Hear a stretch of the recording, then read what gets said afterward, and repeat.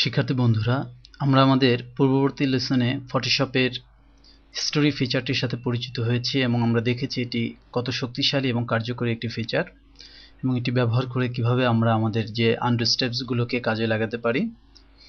এবার আমরা এই হিস্টোরি ফিচারেরই আরেকটি বর্ধিত রূপ বা আরেকটি ভেরিয়েশনস আমরা দেখব। এজন্য প্রথমেই আমরা আমাদের যে এখানে ইমেজটি আছে তার একটি স্ন্যাপশট তৈরি করে নিব। এটি মূলত স্ন্যাপশট 1 হিসেবে এখানে লিস্টেড আছে। এবার ধরুন আমরা এই ইমেজটিকে আমি কিছুটা অ্যাডজাস্টমেন্ট করে নিচ্ছি।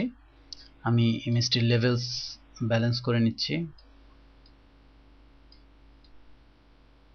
কিছুটা উজ্জ্বল করে নিচ্ছি। ওকে, এখানে একটি লেভেল প্রযোজ্য হচ্ছে এবং আমি এই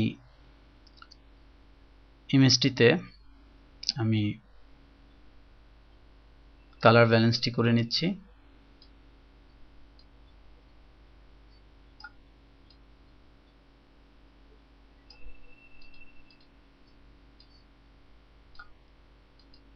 ওকে, আমি ওকে চাপছি।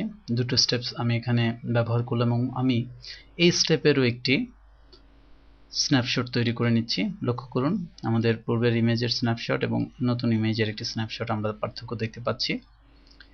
এবার আমরা এই ইমেজটির উপর অর্থাৎ এই স্ন্যাপশটের উপর যে স্ন্যাপশটটি আছে তার উপর আমি কিছু টুলসের প্রয়োগ করব। এখানে আমাদের একটি স্মার্ট টুল রয়েছে, আমি এটি ব্যবহার করে একে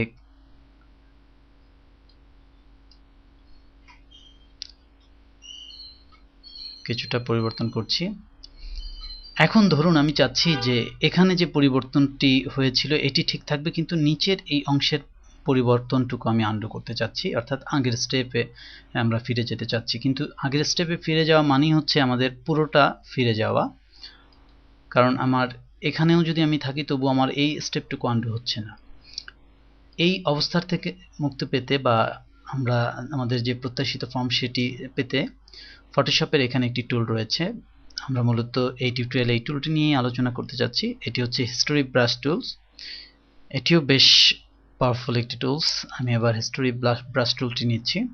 আপনারা অনেকেই হয়তোবা যারা ফটোশপ নিয়ে নাড়াচাড়া করেন তারা এটি ব্যবহার করতে চেয়েছেন কিন্তু এখানে ব্যবহার করতে পারেননি বা ক্লিক করলে এই ধরনের একটি মেসেজ পেয়েছেন। এটি মূলত হচ্ছে যে আমি এটিকে আনডু করব বা হিস্টোরি স্টেট আগে নিয়ে যাব, কিন্তু কোন কোন রিয়েল ইমেজটির ভিত্তিতে অর্থাৎ আগের কোন অবস্থার ভিত্তিতে আমি তাকে নিব। কারণ আমি এখানে যখন আনডু করব এটি ইমেজের কোন অবস্থানকে নিবে, যেহেতু এখানে একাধিক স্ন্যাপশট রয়েছে আমি চাচ্ছি এই যে স্ন্যাপশটটি আছে তার ভিত্তিতে আমি এটিকে নিতে। সুতরাং এখানে এই আইকনটিকে এনেবল রাখতে হবে, এটি অফ থাকলে এটিকে অন করে নিতে হবে, বাট এখানে স্টেপসগুলো অবশ্যই থাকতে হবে, না হলে এটি তো পরিবর্তিত হয়ে এসে আগের অবস্থানে এভাবে চলে যাবে। সুতরাং এই অবস্থানগুলো রেখেই আমি এই টুলবারটি অ্যালাইভ করব। এবার আমি একটু ব্রাশটিকে বড় নিচ্ছি।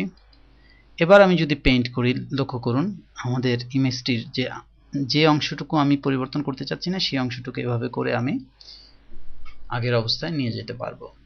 এটি মূলত আমাদের যে স্টোরি ব্রাশ টুলস তার ব্যবহার এবং এটি আপনার ডিজাইনের ক্ষেত্রে বেশ সুবিধা আপনাকে দেবে।